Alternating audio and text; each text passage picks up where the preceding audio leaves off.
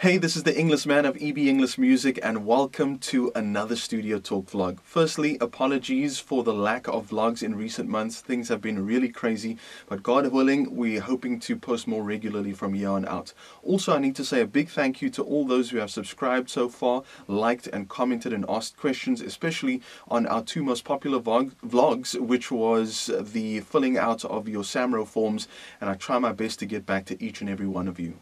Now getting back to today's episode, which is a very important one for me, and I'm sure for a lot of music makers in South Africa, which is the 90% SA music quota.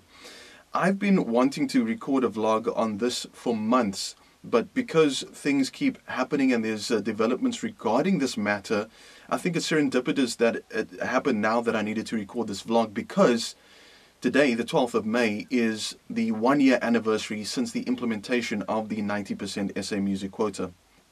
Now, there's so many things that I want to say about this subject, but we won't be able to cover it in one video. We have to do it over a series of vlogs. So today we're going to cover the story of 90%.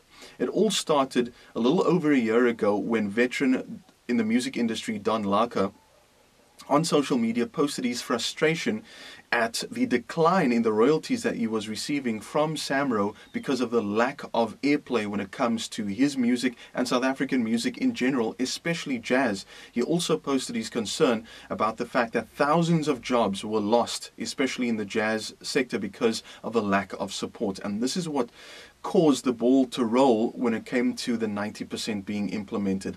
He, along with some of his music industry friends, as well as a well-known and a veteran music producer in the South African music industry, Gabby LaRue.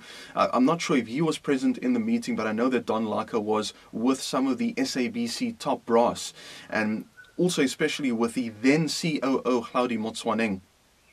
And on the 11th of May 2016 is when he posted on social media, Don Laka that is, that from the following day, the 12th, they would implement a 90% SA music quota across all 18 SABC radio stations, with a specific focus on kwaito, jazz and gospel. Now, we need to pause here.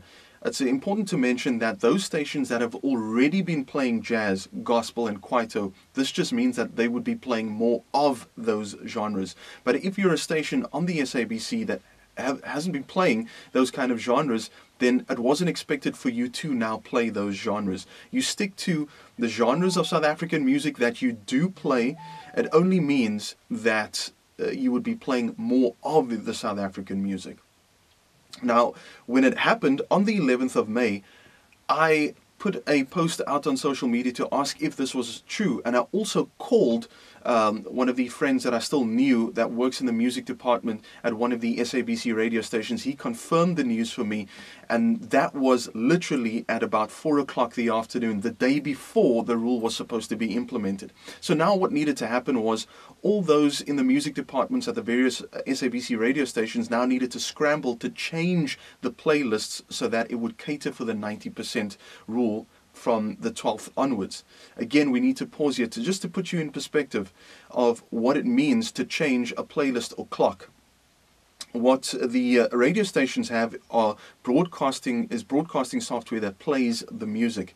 For each hour, they have rules and regulations in place that they've programmed the software to do to play a certain amount of top 30 hits, a certain amount of South African music, a certain amount of foreign music, a certain amount of current old hits, different tempos, and it changes each hour depending on the time of day and also which show and the audience that it caters for. So it's not just like an easy process. It does take some time. Nevertheless, they scrambled, they got it done. And also, when something is implemented at the last minute, at the 11th hour, it's not always going to run smoothly from day one. So they needed to be forgiven for how it sounded from day one. So the problems that started happening was, from day one, you would have maybe 5 to 10 songs of the same artist being played during the day. What they also started doing was they started bringing back some of the old South African hits just so that they could add some variety and add some equilibrium to the playlist. Another thing that I've also picked up when the 90-10 rule started coming into play was we had a lot of hip-hop. and a lot of house. And in between, there was actually a big gap for original South African pop music. And then I wanted to do the video back then to tell music makers, take advantage of that gap to start incorporating more South African pop music. I didn't need to. They heeded the call. They started doing that. But then what I started noticing was that a lot of the pop music, because they're incorporating like the Chainsmokers sound, future bass, tropical pop and so on, that it all started sounding the same. So this is where I want to leave the video, is I want to now put out a call to music makers of South Africa. Now is the perfect opportunity for you to really experiment with something completely different, completely fresh, really unique, just to buck the trend of what everything else is sounding like, just to add that much more variety. I think we're scared to try something new because we want a ready-made article that's going to go to radio.